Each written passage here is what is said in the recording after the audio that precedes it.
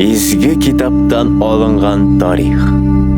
Ни өчен халык төрле телләрдә сөйләшә? Җирне су басудан соң кешеләр шулай ук бер телдә сөйләшкәннәр. Шынар җирендәге тигезлектә урнашканнар алар. Һәм бер-берсенә Әйдәгез, балчыктан кирпич ясап яндырабыз. Әйдәгез. Дөрес әйттең. Менә бит нинди яхшы фикер. Әйдәгез шулай эшлибез. дигәннәр. Кирпичне алар бер-берсенә сумала белән ябыштырганнар һәм әйткәннәр.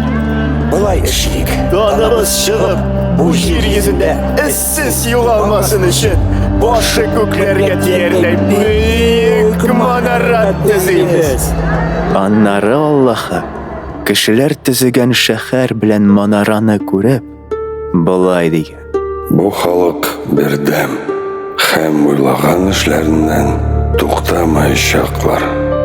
Шул сәбәпле бер-берсен аңламасын өчен мин аларның телләрен үзгәртәчәкмен. Дигән. Аллаһы кешеләрнең сөйләшү телләрен шул кадәр булдаган, чөнки бер-берсен аңламыйча алар манараны да төзүдән туктаганнар.